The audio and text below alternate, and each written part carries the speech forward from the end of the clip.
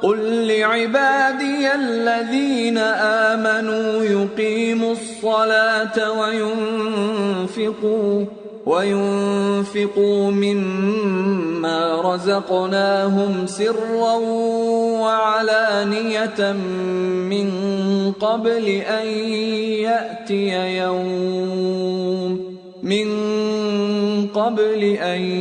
يأتي يوم لا بيع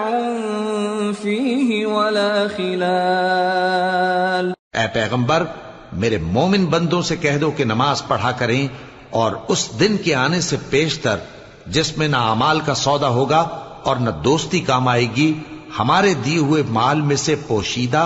اور علانیہ خرچ کرتے رہیں۔ اللہ الذي خلق السماوات والأرض وأنزل من السماء ماء فأخرج به من الثمرات رزقا لكم وسخر لكم الفلك لتجري في البحر بأمره وسخر لكم الشمس والقمر دائبين وسخر لكم الليل والنهار وآتاكم من كل ما سألتموه وإن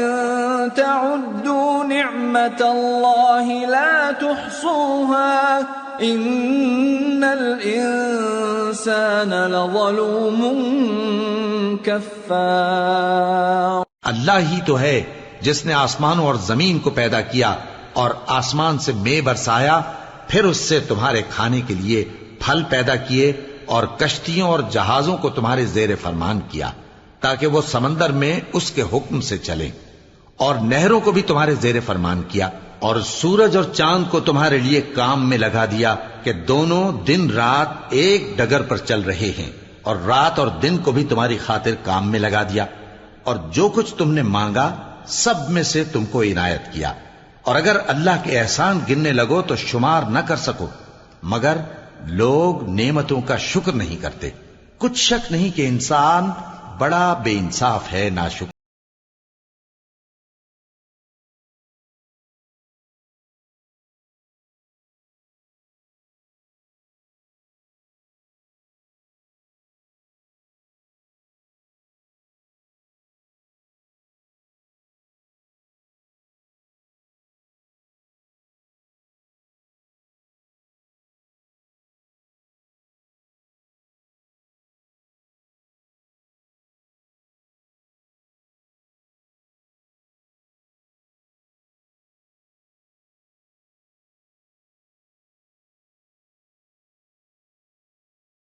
نے دعا کی کہ اے میرے پروردگار،